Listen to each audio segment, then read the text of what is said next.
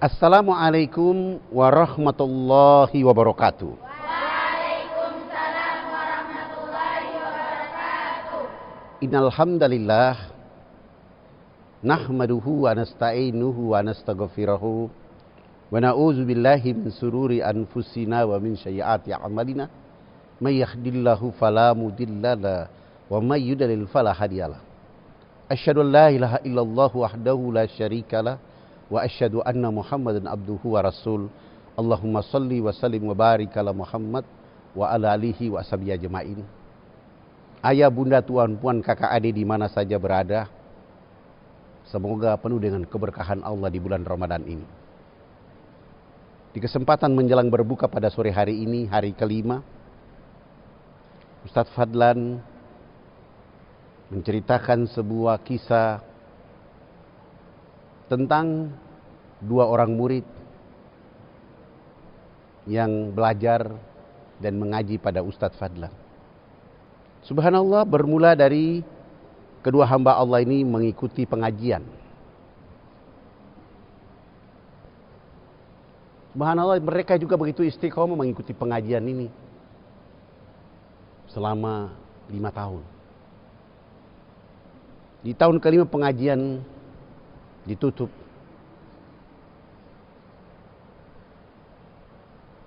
Yang laki-laki menghadap saya terlebih dahulu. Dan itu 1 hari kemudian.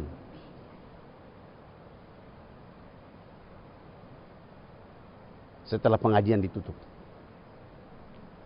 Ikhwan ini ketemu saya dan dia bilang, "Assalamualaikum Ustadz." "Waalaikumsalam, ada apa?" "Pak Ustadz, saya sudah ikut Ustadz mengaji selama 5 tahun.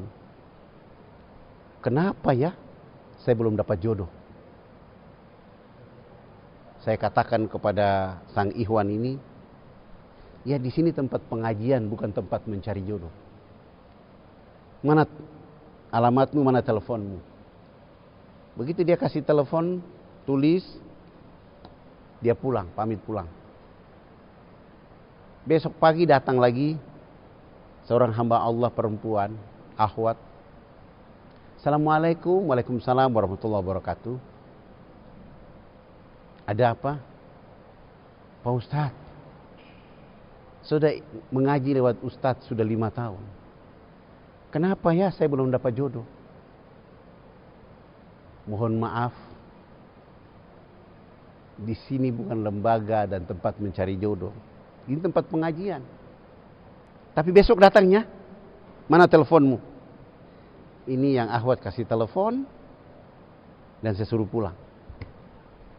Begitu dia pulang, saya telepon ikhwan yang kemarin datang itu. "Assalamualaikum." "Waalaikumsalam." "Besok datangnya?" "Datang." Saya bilang sama akhwat, "Usahakan besok pagi datang ke sini, ya. Kamu pulang tapi besok datang." Alhamdulillah, besok pagi-pagi tepat jam 9 mereka dua bertemu. Begitu ketemu dan saya bilang, "Ini jodohmu." Subhanallah, mereka dua menikah. Setelah menikah, mereka tidak lagi bertemu dengan saya karena kesibukan mereka masing-masing. Tapi 17 tahun kemudian, mereka berdua berjumpa dengan saya. "Assalamualaikum Ustadz." "Waalaikumsalam." "Bagaimana kabar?"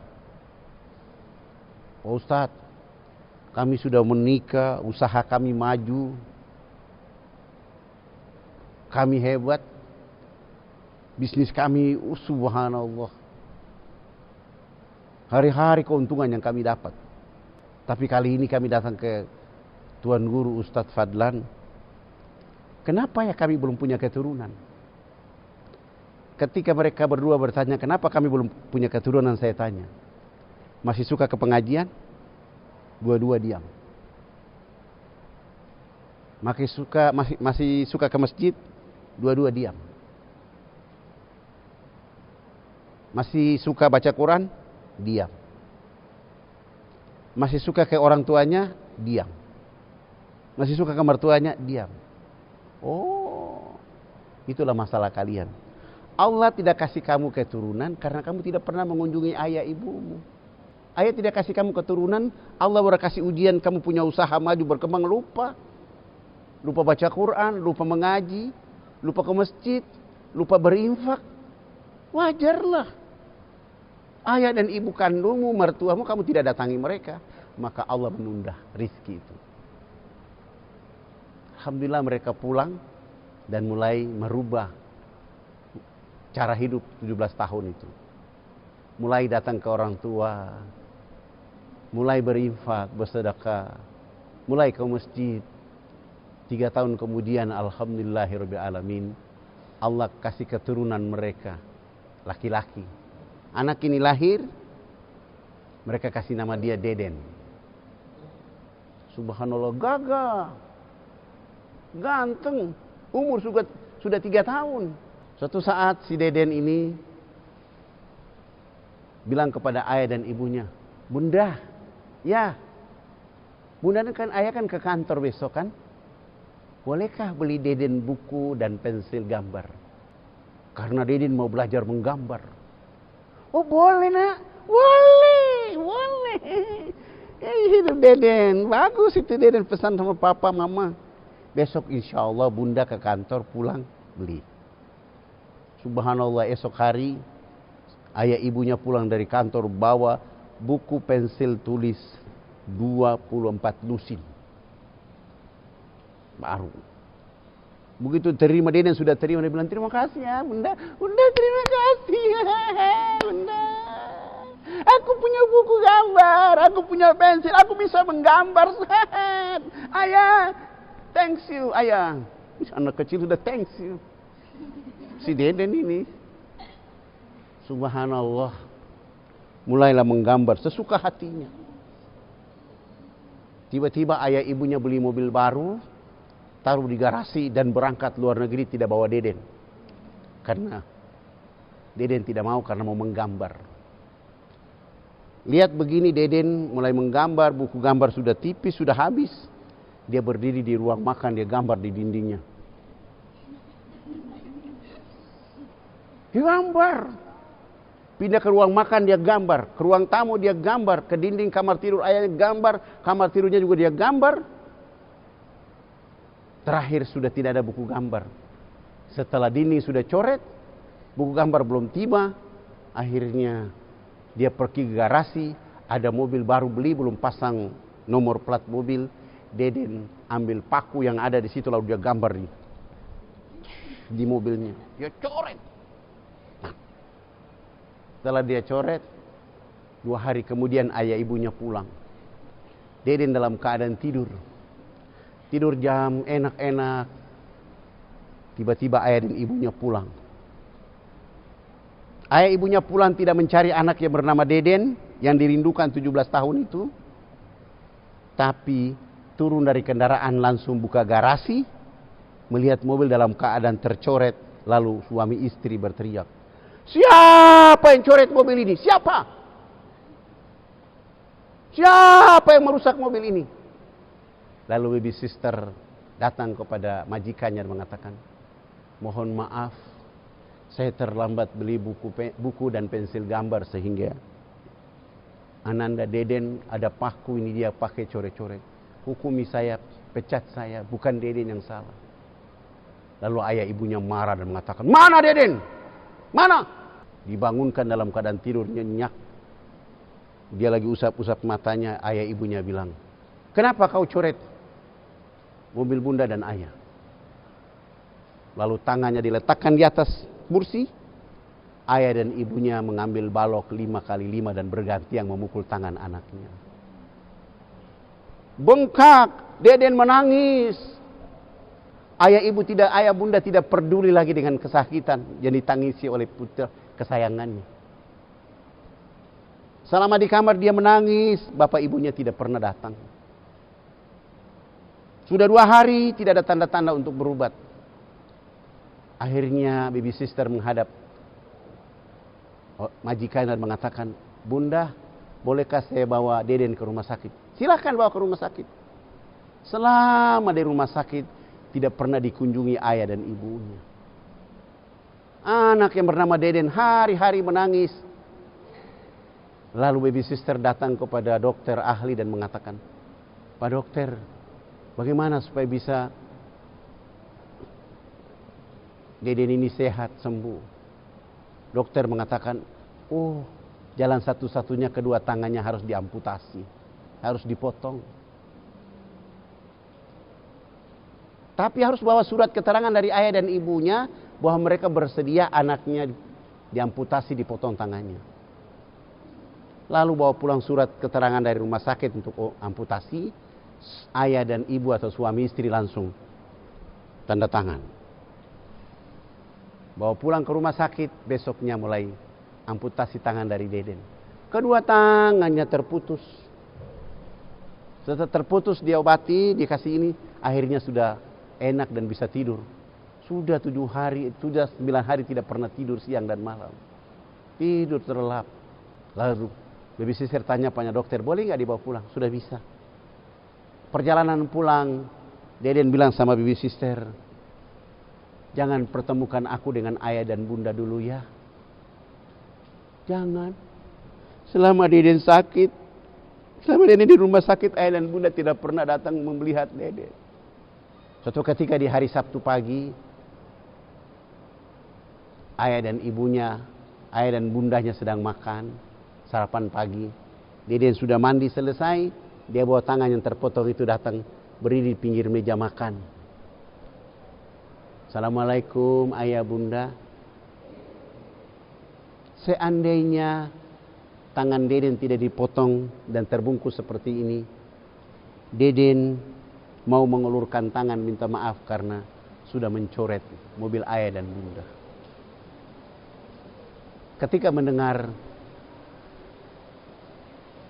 suara yang disampaikan oleh anaknya mereka, suami istri langsung jatuh dari kursi makan. Jatuh turun, pingsan, tangan Deden sudah terpotong. Lalu Deden bilang sama baby sister, jangan pertemukan aku dengan ayah ya, sampai aku sembuh. Begitu ayahnya kantor, baru anaknya keluar dari rumah. Dia kemana? Ke masjid. Duduk di situ, orang mengaji, anak-anak kecil lari-lari, dia ikut duduk di situ menonton. Sampai 6 bulan, subhanallah. Deden bisa baca Quran. Ikut-ikut di masjid dia bisa baca Quran. Iqra sudah, juz amma sudah, tajwid sudah, mahraj sudah. Dan subhanallah 1 tahun kemudian Deden bisa menghafal 30 juz Al-Quran. Begitu ada acara anak catat dunia baca Quran, dia ikut. Dan subhanallah termasuk anak yang pintar dan bagus. Mahraj dan hafalannya. Sampai di Jeddah ikut acara lomba anak cacat dunia, selesai pengumuman. Dan subhanallah Deden menjadi anak juara keempat dari 3.000 anak dunia berkumpul. Lalu panitia bertanya kepada Deden, apa yang menyebabkan kamu berniat untuk membaca Quran seindah ini? Deden tunduk kepala dan mengatakan, saya suatu saat akan ingin meletakkan mahkota di akhir zaman di atas kepala ayah dan ibu. Lalu panitia mengatakan, iya tapi ayah ibumu memotong tanganmu. Seandainya ayah dan ibu tidak memotong tangan saya tidak mungkin menjadi penghafal Quran. Subhanallah. Air mata mengalir, keindahan yang dirindukan ayah dan ibunya dengan sebuah amputasi tangan dipotong. Dengan kata-kata indah dari putranya ingin meminta maaf, tapi tangan sudah terpotong. Hanya gara-gara benda yang bernama mobil tercoret. Apa yang terjadi? Deden hari ini menjadi guru mulia dari Al-Quran.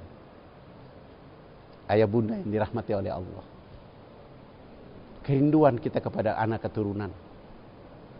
Tapi kalau tidak dibina dengan baik, tapi dibalas dengan sebuah kebaikan dari anak, karena dia merasa sebuah keindahan itu. Ayo, Ramadan di hari kelima ini membuat kita menjadi happy oleh karena kisah yang satu ini. Allahumma innaka afuwun karim tuhibbul afwa fa'fu anna. Allahumma innaka afuwun karim tuhibbul afwa fa'fu anna. Ya Allah ya karim. Asyhadu an la